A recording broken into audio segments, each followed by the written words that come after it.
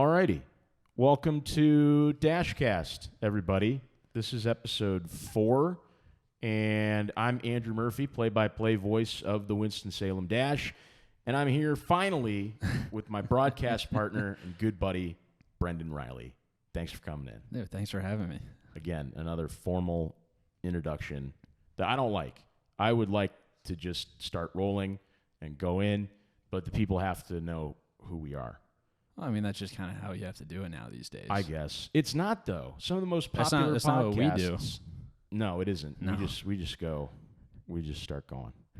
Anyway, so lots to talk about this week. We're recording this on the Thursday before the home opener, and opening day 2024 is tomorrow, Friday, in Asheville. We won't be on the road. The team will, though, for 3 games. And the break camp rosters for all 4 affiliates have been released for the White Sox, so we're going to get into that today. But first, I want to kind of introduce you a little more to the people out there.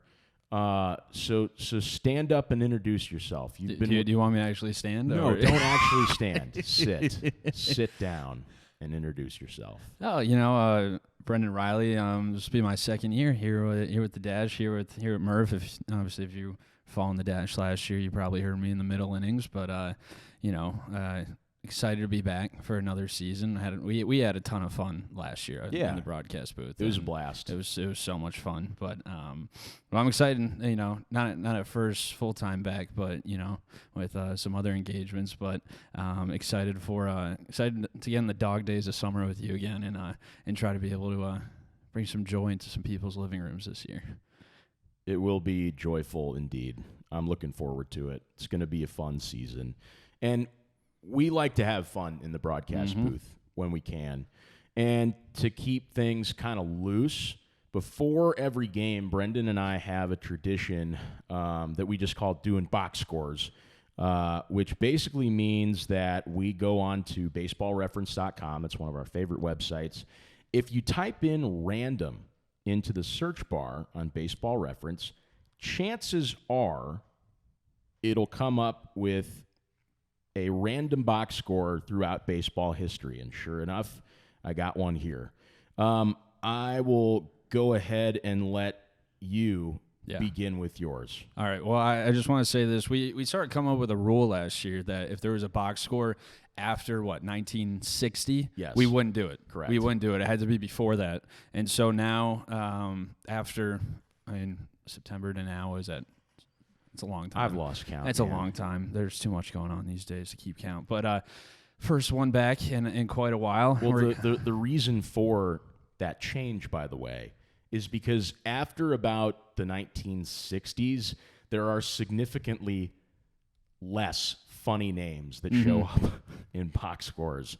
So we definitely prefer the early 1900s throughout the 1960s, purely because of the names. So I'll let you go first. All right. Well, we're gonna start off. We're gonna go back to August 1st, 1903. We're taking a trip to the American League Park 1. It's the Boston Americans and the Washington Senators. Nice. So 121 years ago. It's a nice Saturday day game on grass. That's a big one back then. That's to be expected without the lights. Yeah. So it was the 54-32 Boston Americans and the 28-57 Washington Senators. We had 1 run in this game. Can you guess who? No, I can't. But is it like a notable name?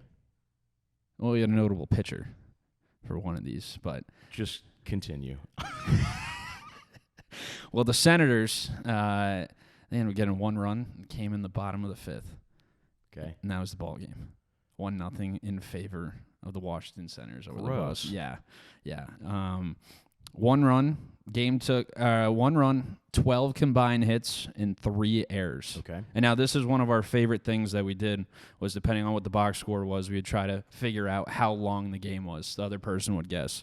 So you got 12 hits, you got 3 errors, all coming from the Americans, and 1 run. This is back in 1903. 1903. How long was the game? And for the record, we did not get a single one right. No, we did not. last year, which is, I think, a big part of the reason why you're back. Yeah. is so that we can redeem ourselves and at least one of us get the game duration exactly correct. So you said 12 hits, 1 run. 1 run and 3 errors. In 1903, I'm going 147. What was it? 150. That's a good start, though. That's a very good start to this year. Good start. Okay, so next up is, I mean, there's not really a whole lot to report inning by inning just because there's that 1 run in the bottom of the 5th. But who's on your...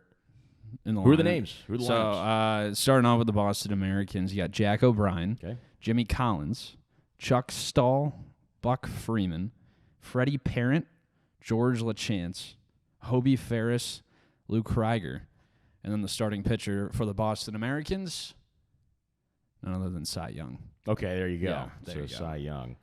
What was the guy's name? Hobie Ferris. Hobie Ferris. He went 1 for 3 that day. That's definitely the funniest sounding name on that lineup. Continue. Got the average up to 253. On the other side, for the Washington Senators, you got Charles Moran, Jimmy Ryan, William Clark, Kip Selbach, Wyatt Lee, Bill Coughlin, Barry McCormick, Malachi Kitteridge, and Howard Wilson. Okay.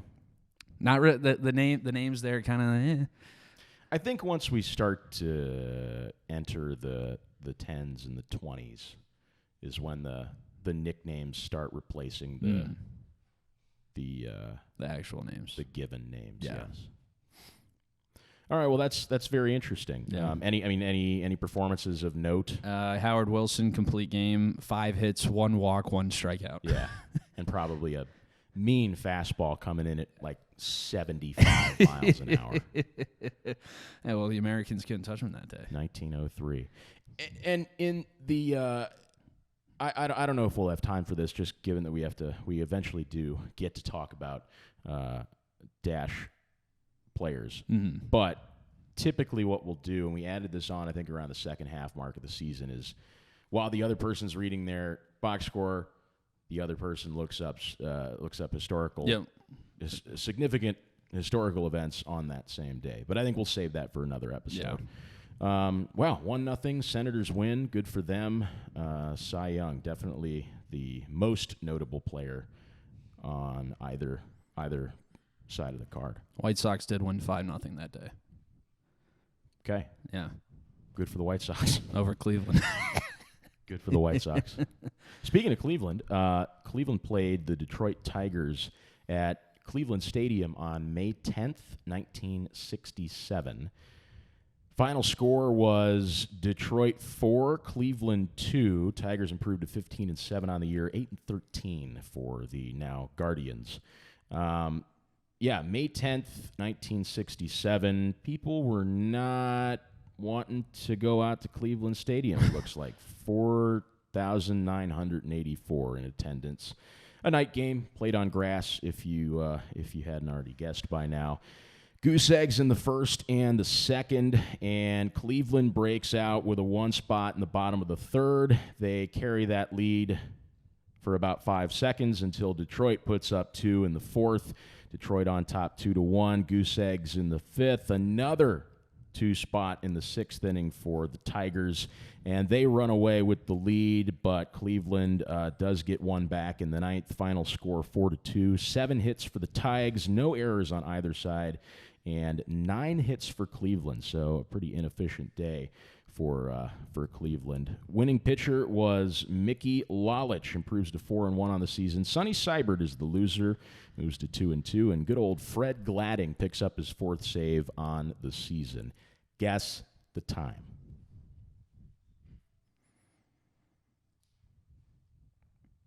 .236. Oh, Come on, tell me. Tell me. 2:32. Dude, we're off to a great start. It's going to happen. We are off. It's going to happen. I feel it. I really feel it. Is this made of wood? I have no idea. It's fake wood, probably. Whatever. We're off to a good start. Okay. Leading off for the Tigers and at second base, Dick McAuliffe. Don Wirt at third, batting second, 1 for 4. Al Kaline had a good day, 1 for 3, 2 runs and a walk. Good for Al. Willie Horton batting cleanup and playing left field, 1 for 4 with 2 runs and 2 driven in. Mickey Stanley pinch hits for Willie Horton after Jim Northrup batting fifth moves to left. Mickey Stanley playing center field did not record an at-bat. Norm Cash at first, batting sixth. He had a really good day, 2 for 4. Northrup also went 2 for 4 with an RBI. Norm Cash the same. Both of them struck out twice as well, so very similar days for the 5 and 6 spots for the Tigers. Bill Freehan, the catcher, 0 for 4. Ray Oyler, the shortstop, that is Oyler. 0 for 4. Mickey Lalich, the pitcher, going 0 for 4. Fred Gladding was his substitute, picking up that 4th save of the year. And Cleveland had a lot of mix and match in their lineup this day. Max Alvis leads off and plays third, 1 for 4. Lee May in center field bats second. Chuck Hinton, the right fielder, goes 1 for 4. Steve Bailey, the pitcher, coming into his spot in the lineup, probably late in the game. Rocky Colavito. Wow. Played both left and right that day, probably switching out for Chuck Hinton when Steve Bailey came into the lineup. Joe Askew, the catcher, had the best day out of anybody for Cleveland, 3 for 4 with a run and 1 strikeout. Askew, spelled Azcue. I wouldn't have guessed that. I wouldn't have either. Chico Salmon at first base, going 1 for 4. Chico Salmon, that was a name that showed up in my uncle's baseball card collection. I don't know why I remember that name. Pedro Gonzalez at second base, going 1 for 3. Fred Whitfield was a pinch hitter, going 0 for 1. Larry Brown at shortstop, batting 8th, 1 for 2 with a run batted in, and a walk and a strikeout. He got a little bit of everything that day. Duke Sims did go 0 for 1, pinch hitting for Larry Brown. Sonny Seibert, the pitcher, was pinch hit for by Willie Smith. Orlando Pena came in to replace Seibert. Leon Wagner was a pinch hitter and eventually came in to play left. Went 1 for 1 in his lone at-bat of the day. So, yeah, a lot of moving parts for Cleveland on May 10th, 1967. 2 hours and 32 minutes. A 4-2 Tigers victory. So that's what we do before games to keep it loose. And there were not too many funny names this time around, but I'm sure we'll get them next time. I was underwhelmed. Yeah, but even if you are underwhelmed by the names, this is baseball history. Mm-hmm. You know, somebody in Cleveland or Detroit or somewhere else picked up the paper on May 11th specifically to check this box score, and I think that's really cool. Mm-hmm. I think that on April 4th, 2024, the fact that we're reading this somewhere in the world is pretty cool. So, yeah. We'll have, at the very least, 60 or so more of those throughout the year. Yep. And those won't go on air. No. Maybe they should. Maybe I don't know. Depending how a game goes at one point. Yeah, exactly. Yeah. I don't know. But we'll definitely do those for other podcasts, as well, like other podcast episodes. Mm-hmm. I think it's a good start. I'm feeling loose. I'm feeling fresh. I'm ready to go. Yeah? Yeah. I've got a lot going on right now, just getting ready for opening day. Yeah. I don't think people realize not even just as broadcasters, but as a minor league front office as a whole, it gets busy the week leading up to opening day. And between ticket sales and marketing and media relations and corporate partnerships and everybody just, getting their 3 square meals in a day, it's really a lot. So, and last year for you was your first kind of full season kind of affiliated ball experience. Like what was that like for you? What was the biggest shock to you? I would say the biggest shock is just the kind of the turnover on the roster, like, because you got guys coming in all the time. You got guys going up. You got guys going up, guys going down, and guys coming back from Arizona, coming back from a rehab stint.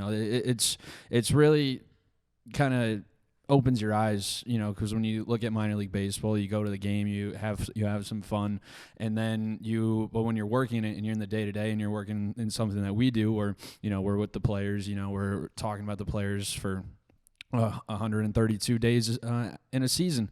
It's really. It just really opened my eyes just how much these guys can move around. Like, yeah, there was guys that stayed in Winston-Salem for a lot of the year, but there was also guys that were going up, they were going down, they were kind of being thrown all around. But that's just kind of something that you don't really realize until you're in it and you see what the reality of being in the minor leagues is. And I think that was kind of the biggest eye opener for me in that case, but also the everyday grind of getting to the ballpark, getting prepped on, getting ready to go, and not really having that much time off. I mean, that was probably, it becomes your life for the most part. And so that was kind of just something that you kind of learn, you kind of grow into as the season rolls along. Yeah, and I mean, even with each passing season too, there's a lot of growth. Even if you've been in it for a while, you always learn something new about somebody else or yourself. But I'm looking forward to getting to know a lot about the 30 guys who showed up on the opening day roster, and a lot of them I was pleasantly surprised because past few seasons there have been more newcomers than returners on rosters here, and it's always had to be all right. Well, we got to learn all this new information, and that's not necessarily the case this year. A lot of returners on the 2024 opening day roster, which, don't you worry, there will be plenty of roster moves to be executed throughout the year. But, I mean, off the bat, Eric Adler returns, Juan Correla, Cole Dunsing, Everett Hazelwood, Ernesto Jaquez, Chase Plymel, Johnny Ray, Garrett Shanley, No Schultz is a newcomer. Tyler Schweitzer, Jonas Scalaro, Fran Derveras. I mean, right there, that's the majority of those 17 pitchers. And we saw those guys. Well, you didn't see Shanley play. I saw Shanley play the year before you were here, but he's back for this season. All those guys are back for this season. So, I mean, anybody on that list really stand out to you? I'm really excited to see Chase Plymel again. Yeah. I know that you and him were tight because you guys are both Missouri boys. Missouri boys. Yeah.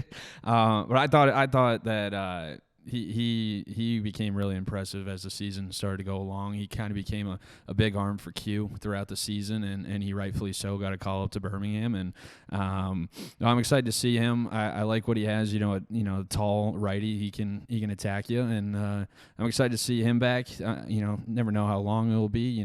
I'm excited to see him, and another guy I'm excited to see. Tyler Schweitzer again. He came in and he really became a mainstay in the rotation last year, and he was great in Kannapolis, and he was pretty good when he got here to Winston-Salem as well. And I'm excited to see him continue to develop for a guy who was a 5th round pick a couple of years ago. Yeah, Schweitzer. I'm excited to see Schweitzer as well. He's going to fit nicely into the rotation. Last year, he really had a good year. His 2023 combined stats: 7-4, 3.94 ERA. That was through 22 starts, 23 games, 22 of them starts, 107 in the third inning, so he got a solid amount of innings under his belt, 130 whip and 121 strikeouts, and he is a strikeout-heavy pitcher and just kind of plays with a flair and a swagger about him that I think really gets inside of hitters' heads. Chase Plymel has been another guy who's been interesting to see grow. He first got here in 2022, and I think he was still a little unsure of himself there just because he had been picked up, I think, that same year from, I think he was an undrafted free agent, but he came out of Central Missouri and really just started on this track that, kind of left a question mark above his head. It was a later season pick up for the White Sox, and so last year he definitely settled in a little better. 4.66 ERA through 41 games and 67 2/3 innings, 148 whip, 73 strikeouts. I mean, solid enough. And I think this year is going to be one for him to really build on as he'll have this hunger for Double-A that I think a guy with his work ethic and tenacity so rightfully deserves. All these guys, there's not enough to say about how hard they work and how happy they are to be here and how fiercely they play. So, but yeah, Schweitzer is a guy who excites me as well. Plymel the same. We've got that Missouri connection, which I always like. I always like talking to him about. But Eric Adler is going to be highlighted at our Meet the Team dinner tonight, and Eric Adler is a guy who really impresses me because he spent the better part of 3 seasons, that's not counting 2020, at Wake Forest, and his stats there were not too super impressive, but I think the White Sox really took a gamble on his fastball and his secondary pitches, and it's been paying off for them. He last year, between both Kannapolis and Winston-Salem, had a 2.87 ERA through 28 appearances, 42 strikeouts, kept the walks relatively low at 18, 204 opposing average, 131 whip. He was a guy who, when he came into like high pressure situations, I really was able to just, he's got this, you know? And I think you kind of shared a similar feeling when it came to Adler. Yeah, no, when he came in high leverage situations, he was really good. But then there was other times when he came in and just trying to get some work in that the control could get away from him a little bit, and he could run himself into some jams. But he's got such a good fastball in that when he's commanding, he's pretty tough to hit. And so I think that for him, it'll be fun to see him how that command has started to get better when he's not in those high leverage situations, and see how that will play out, and to see where that brings his trajectory going forward. I was talking with the guys at Future Sox last night, James and Ian, about just kind of who exactly is a tried and true kind of closer that the Dash have. And I think Eric Adler is about as close as this roster gets to that. Yeah, and when Tristan Stivers, when he ended up getting called up to Birmingham last year, you saw Adler really move into that closer role. Stivers was terrific throughout the first half of the season. Then he gets the All-Star break call up there to Birmingham, and we don't see him the rest of the year. So that's right around the time. Adler might have come up just a little before that, but Adler's the one that ended up coming in, taking over that closing role or those high leverage situations there late in games. I was talking to Colby Smelly, one of the two catchers. Two catchers are showing up on opening day. We had Juan Gonzalez on there mistakenly. I think he was just helping out as bullpen catcher on media day. But Colby Smelly, one of the two catchers that are showing up on the roster. That may change. I don't know. Again, it probably will. Ever changing. It probably will by before Tuesday. But at any rate, Colby Smelly, I was asking him, hey, who really looks good out there on the mound? He said, you know what? Johnny Ray looks very good. His stuff looks on. If he can throw strikes, he's going to be nasty. And Johnny Ray was another guy who kind of came in the game in a mixture of different situations, sometimes high leverage, but sometimes just to get his regularly scheduled work. And it was kind of a similar outcome for Johnny Ray, but I think with Adler being in those like especially higher pressure situations that Johnny Ray didn't really get enough of the spotlight that he deserved. But no, I was watching him throw just a bullpen the other day or yesterday, and he was spot on. He was looking really, really sharp. So excited to see Johnny Ray again. And then just looking at some newer guys. I mean, obviously there's a big elephant in the room with this roster having 5 or 6, give or take, top 30 guys across several different outlets. One, of course, is a big name, Noah Schultz, 6'9", 220-pound left-hander out of Naperville, Illinois, so local to Chicagoland, and a first-rounder in 2022. I know that the White Sox are excited about this guy, and so should Dash fans. I remember last year when he was down in Kannapolis, I think he might have been on MLB Pipeline every time he threw. His highlights popped up on my Instagram or Twitter feed, and I mean, a guy that was terrific last year. I mean, he had 38 strikeouts in 27 innings. He did have a couple of injuries that kept him sidelined for portions of the year, and but for him, I mean, it's a guy. He's got that frame, as you said, 6'9". There's people that compare his frame and kind of how he works to Randy Johnson with that frame and how he can get on you with his release. I mean, when I got the roster, I was excited to see him just because of how much you heard of him last year. And it's a guy who's a top 5 prospect according to MLB Pipeline for the White Sox organization. And I think that it'll be really interesting to see how the White Sox handle him this year, or how they want to handle him. But I'm excited to see what he has, excited to see his stuff, and excited to hopefully see what he could do in a short time frame last year, in a short period last year, see how that will be able to progress. There might be some learning curves at some point. There always is for guys, and that's what the lower levels of minor league baseball are for. But I'm excited to see what he's able to do and how he's able to grow throughout hopefully a full season in pro ball. Yeah, it's interesting. The younger that you are and the lower level that you play at, oftentimes scouts will give you a much higher risk. And again, it's already been seen with some minor injuries for Noah Schultz, that is likely still the case. He does still have a lot to prove in terms of getting more innings under his belt. But all of that aside, I mean, he has the intangibles to pan out as a hopeful starter one day at the parent club. And I think that Noah Schultz just being, drafted first overall in 2022 was a real step in the right direction for the White Sox farm system, just because for the longest time it seemed like the White Sox have really focused on developing offense and really solid position players with a little bit of catching sprinkled in there. But, I mean, Noah Schultz, 6'9", 220 pounds, that's an intimidating presence on the mound. And I can't really recall since Lane Ramsey back in 2021 who the White Sox have had that really fits that makeup. Meanwhile, seeing other systems like the Rays and the Astros and the Mets sign guys with that kind of makeup that give them that natural downward plane with their fastball, and that plane makes their secondary stuff more intimidating as well. So Noah Schultz is definitely, I'm not going to say fully unique, but it's a different direction for the White Sox in terms of how they've drafted their pitching.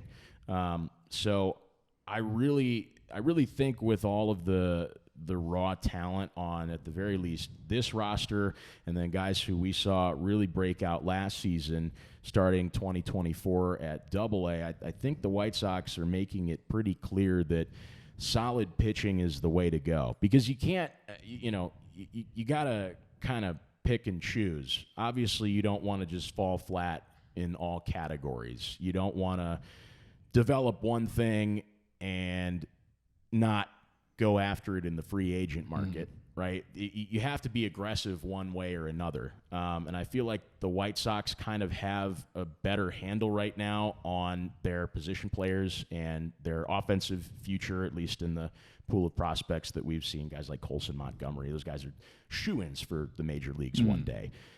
What they haven't been doing is signing big-name pitchers, and that's conditional to every major league team, but the White Sox in particular haven't been so aggressive, and so it's refreshing to see them kind of hone in on drafting and developing really solid pitchers. And I think that they started trying to move that way, especially at the trade deadline last year, because one guy that we talked about at the top when we got into the pitchers but haven't brought him up yet is Juan Correla. He got traded in the Kenyon Middleton trade last year with the Yankees at the trade deadline. He ended up coming straight to Winston-Salem after he was with Hudson Valley for the first half of the year in the Yankees organization, their high affiliate in the South Atlantic League. And it was a guy that was dominant throughout the first half of the season. He had 109 strikeouts when he got to Winston-Salem. Comes to the Dash, the strikeout numbers kind of go down a little bit, but you still saw that ERA staying around the same, a little bit lower as well than what it was up in Hudson Valley. But he's a guy that I think that they aren't very, very high on, and I think that he's a guy that if he gets off to a pretty good start here in Winston-Salem, there's no reason why he probably couldn't be a call up there to Birmingham. Maybe they wait until the All-Star break like they did last year with a guy like Jonathan Cannon, but I think that he's going to be really intriguing. I think that they're going to be expecting a lot out of him, especially for the reason why they traded for him last year. Yeah, and I mean Correa, there's no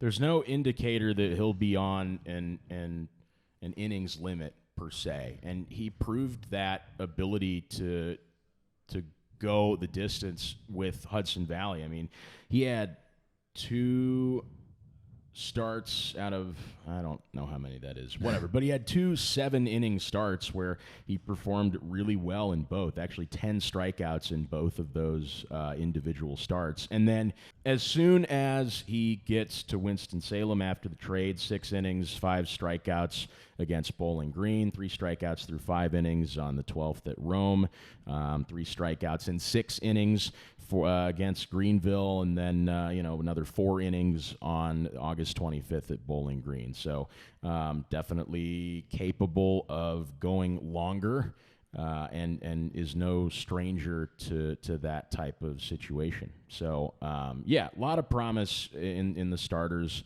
As well, Peyton Paulette is another name that I think we haven't really talked about a whole lot yet, and this is going to be kind of a this will be a very important season for Paulette, as last year I think his innings were definitely limited due to Tommy John. This year, hopefully, God willing, he stays healthy. This will be a much more fruitful year for Paulette, who's still very high on the top 30 rankings across several different outlets. He's got a lot of good stuff to bring to the table as well. And it's always good to have another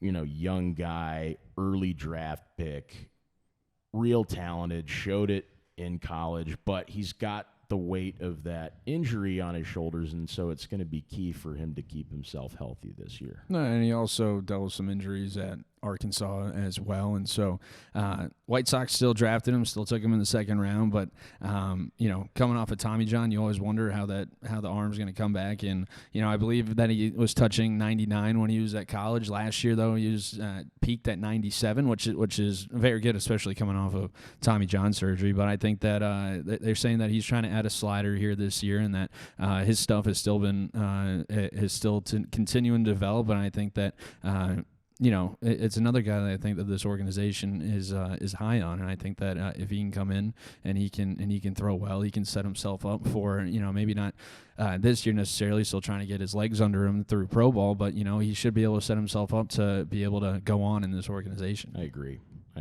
I'm excited to get to talk to him a little more at the Meet the Team dinner tonight. That'll be good. And then so basically that kind of covers the really big names for the pitching staff. 17 pitchers this year. Catchers are kind of taking a back seat this year. Michael Turner was the big name last year, and Colby Smelly and Weston Eberle are very talented in their own right. I don't think that they're showing up on top 30 lists anywhere, but that doesn't mean that they won't get the job done. I mean, the White Sox definitely, at this point in the game, know what they look for when it comes to catchers, and so I think, and Colby Smelly had a good enough season last year, kind of as a backup to Turner, and then more of an everyday, not necessarily an everyday guy, but got more regular reps as the season kind of drew to its close. So, and then Weston Eberle out of Columbia performed really well at Columbia in New York. Talked to him yesterday. Great guy, and he seems excited to get after it. So, a lot of infielders though. 7 infielders. Actually, I think technically 8. Mario Camilletti should be good to go by tomorrow night. But Lloyd L. Chappelle was also a pleasant surprise to see yesterday during Media Day. Or was that 2 days ago? That was 2 days ago, wasn't it? Thank you, Carson. Where's the time going? Anyway, but Lloyd L. Chappelle was at Media Day, and it was good to see him because I didn't see him on any tentative roster that I had access to. And I just was just like, wow, where's he going to end up? But I was also talking to the Future Sox guys about how there's a lot of lot of infield depth in the system, and so there were likely some conversations about where they were going to put Chappie to begin with. But he's a raw defender. I mean, he's just so good. And a natural outfielder too. Yeah, and he made the transition, and some of the plays he made last year were downright ridiculous. Yeah. I mean, he was flying over at second base. Absolutely. Yeah, and then the bat for Chappie was kind of the I mean, it wasn't bad, but I think he was just kind of jagged all year. I mean, there were some stretches where he was seeing the ball really well and squaring it up, and there were others where the strikeouts got to be a bit of a problem. But yeah, I don't know. I think just I don't know if the White Sox necessarily have as clear-cut of a plan for Lloyd Alshapelli as they do for other infielders in the system, but he's an asset for sure, not a liability in any sense of the word. So I hope that if wherever he ends up this year, he gets a lot of reps and a lot of chances to show what he's made of, because it's good stuff. No, he's got some great pop in that bat too. Yes. For a guy of his frame, I mean, he's big, but he's only 5'8".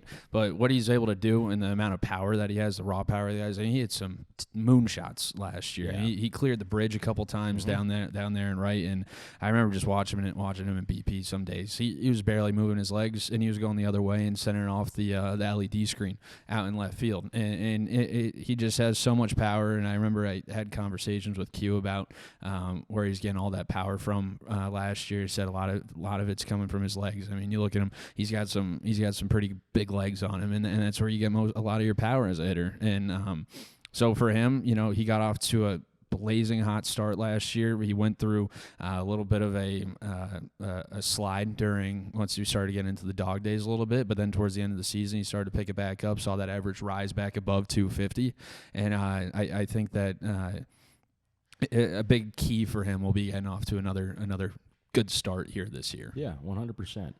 Another guy who's looking to just break out this year is first rounder from 2023, Jacob Gonzalez, listed as a shortstop. I was initially a little confused at taking a shortstop first overall, especially with the path that Colson Montgomery has had. It seems pretty clear-cut from the White Sox end, and of course, with the DeYoung acquisition in the offseason, he's keeping that spot warm up at the big league level. But Jacob Gonzalez has had a bit of a question mark above his head as to where exactly he's going to end up defensively, and I think that's because he's not necessarily the quickest guy, but he's got solid fielding skills, and really, no matter where he ends up, there should be a spot for him due to his bat alone. Yeah, I mean, it's a guy that last season when he got the Pro Bowl, he walked nearly as much as he struck out, and guys really and scouts really liked his bat to ball skills. And I think that for Gonzalez going into this season now, there's talks on whether or not he's going to stay at shortstop. Like you said, Colson Montgomery is probably going to have that spot here in the future, but a lot of people could see him making the move over to third. But I think for him coming into this season, he's moving up in a level. Still it'll be his first full year out of Ole Miss, and I guess the White Sox liked what they saw from Tim Elko and decided to go back to Oxford there to go to Ole Miss. The White Sox love they love putting bands back together. Yeah. Because you think about, I think that the three schools that the White Sox love the most are Wake Forest, Ole Miss, and Arkansas. Yeah. Not in any particular order, but I mean, oh man, how many Arkansas guys were on the team last year? Well, Lanzilli, who's back this year. We'll get to him in a little bit. Turner.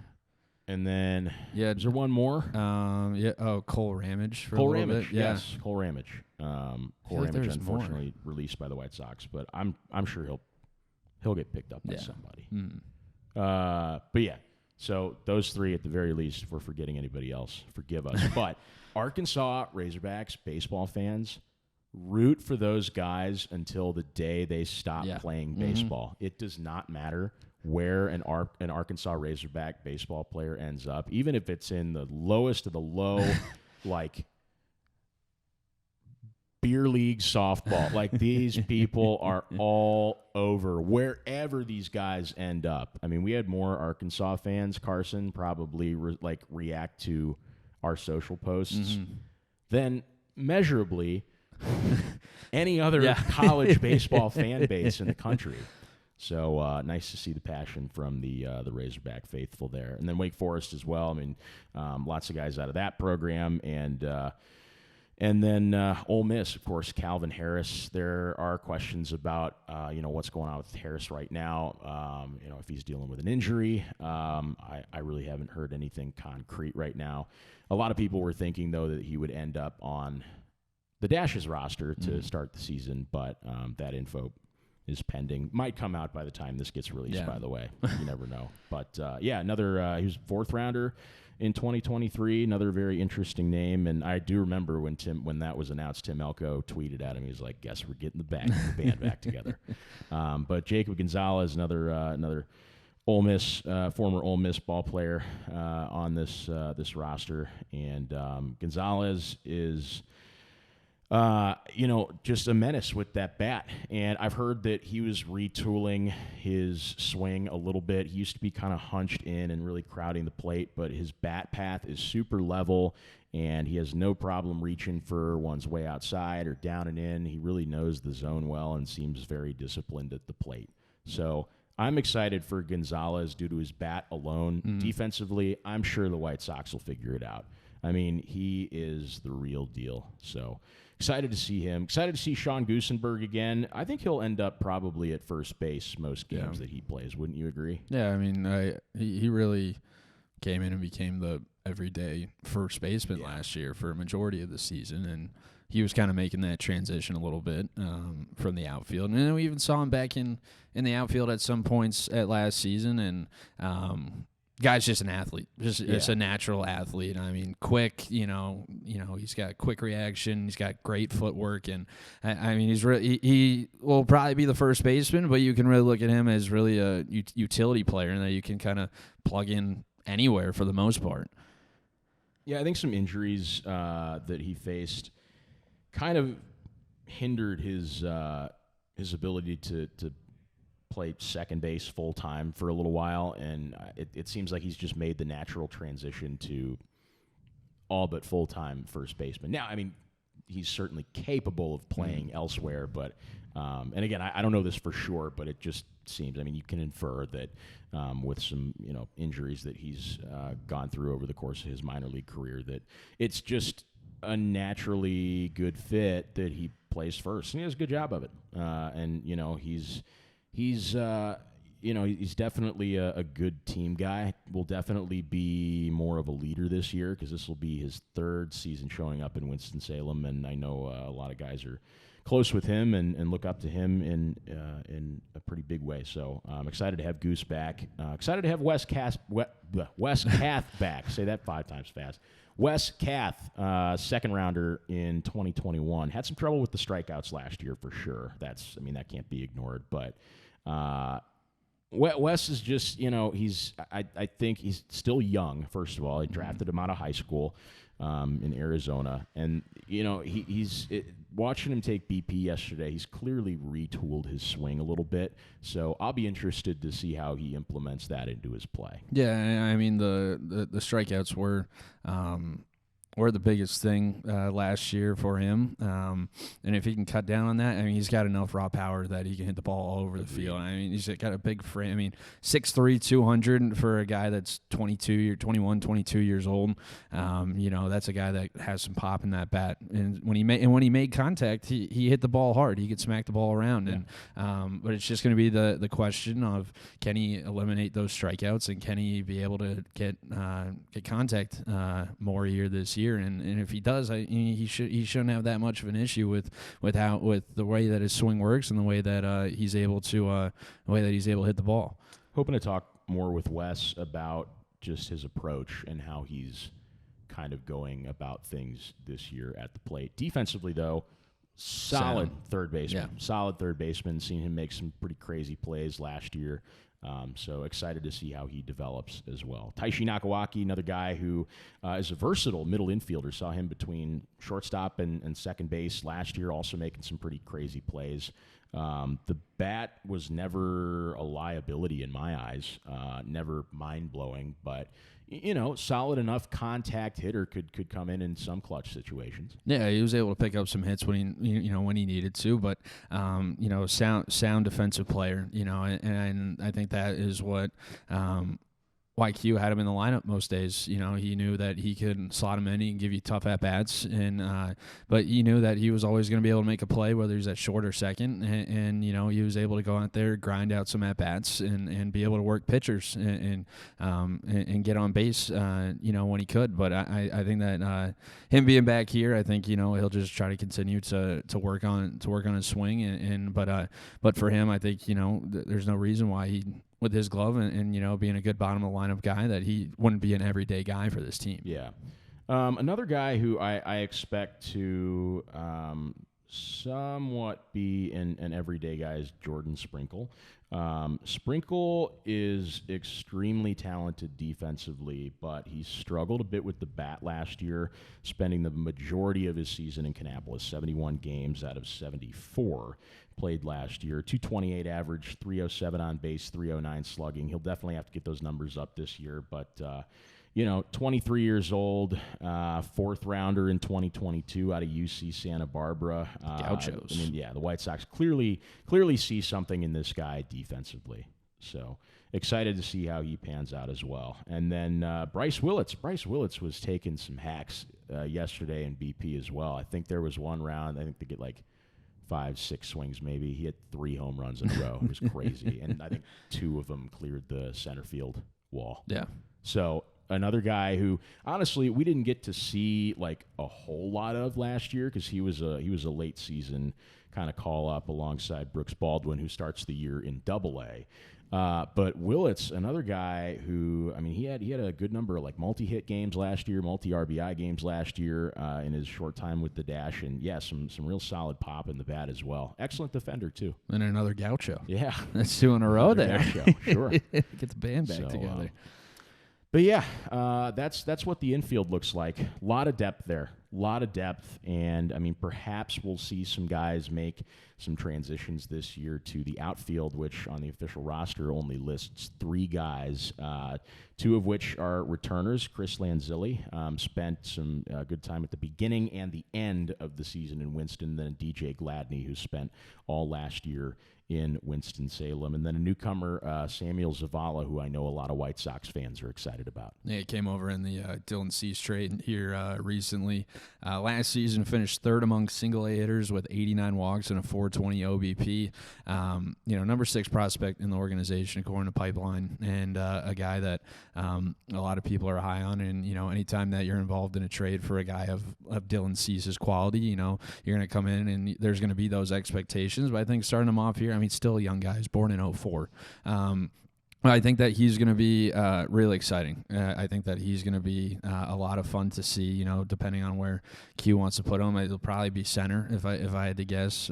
Probably see him in center field, but a guy with speed, and apparently he's put muscle on in the offseason. And so, he's trying to, just be able to try to continue to develop on things and try to be able to move up, and I think that it's a guy that I think the White Sox are very high on, and I think that Dash fans will be excited to see him throughout the year. Well, he fit comfortably into most, if not, I think all top 30 White Sox lists everywhere, and there's a reason for that, and I think a big part of that is just his explosive play. He really has this unique swing with this high inward leg kick, and he just harnesses all that power and is so explosive with the bat speed.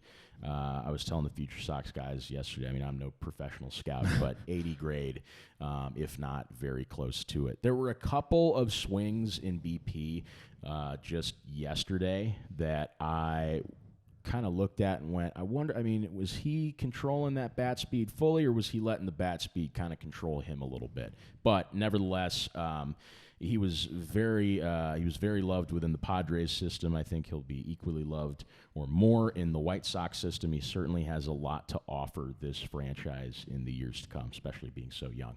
And you're right. With a trade like Dylan Cease, you better get some good names in exchange for Dylan Cease. So. I'm excited to see him. I talked to him for 5 seconds yesterday. Seems like a really nice guy. All these guys, by the way, are fantastic. And before we, dive a little deeper, well, let's dive deeper into the outfielders first, and then we can get all emotional. But DJ Gladney returning for his second season. You want to talk about raw power? There's a guy with raw power. I mean, when he is on, he is on. He led the team in home runs last year by a mile. I think he had 19 home runs with Winston last year, and it was a little bit streaky just in terms of point is, I would have liked to see him be a little more consistent, but that happens. That's baseball sometimes. You go up and you go down, but he always shows up and is ready to work and ready to give his all. And he kind of keeps to himself sometimes, but I think that's because he's focused. He's so locked in and wants to go out there and do a good job, and he does that. He is a really solid defender as well, can play both corners.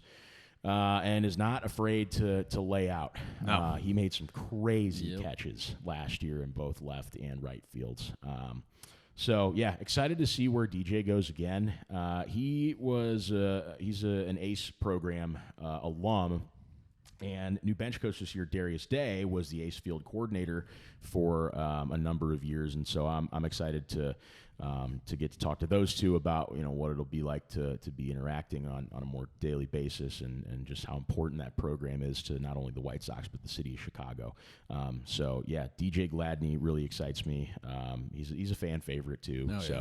I'm looking forward to seeing what he can do this year. No, and some of the swings, I mean, he hit some balls last year that, not saying it didn't look like he was trying, but he was able to just kind of, with a smooth swing, just be able to send one opposite field over that high wall in right center. And I mean, the 1-2 that you had in the 3-4 last year with him and Wilfred Veras, I mean, you got two guys with a lot of power there. But now DJ, this year, you want to see that power continue. You want to see that power still there. And now, a guy that led the team in home runs, he got off to like a guy like Chappie, he got off to a blazing hot start, cooled off a little bit, but that's what you go throughout the course of a season. I mean, everyone starts to figure everyone out at some point, whether you're a hitter, you're a pitcher. Like the book does come out at you at some point, and it's just, once it does, how are you able to adjust to that, and how are you able to fine tune things so that way, something you might have been struggling with earlier on in the season, you work on that and you take that away. And but for a guy like DJ, I think the glove's there. I think that the effort's there, and now it's just going to be, can he put it together through a couple months at a time in a row? Yeah, and you want to talk raw power again. Chris Lanzilli, guy with some sneaky raw power, rounding out the Dash outfield this year. Didn't see as much of Lanzilli as I would have liked to last year. Spent, again, a little bit of the first part of the season with Winston-Salem, and then made a dip back down to Kannapolis, and then came back up for a little under the last month of the 2023 season. And so it seems like he's going to be a mainstay here in Winston-Salem. And I hope that he is able to use more of that raw power and have a consistent year as well. But again, another great defender. I really don't think that defense is going to be an issue at all for the Dash in 2024. I mean, these are some really well-rounded players to begin with, but at the same time, I mean, their defense really is a lock, in my opinion. I mean, it's just all the talent's there, all the communications there. These guys have been playing with each other now for at least 2-3 seasons. Whether at different levels or at spring training, so they know each other's strengths, they know each other's weaknesses, they know how to play off those, and I think it's just going to be a really successful season. No, I'm looking forward to it. I'm definitely excited.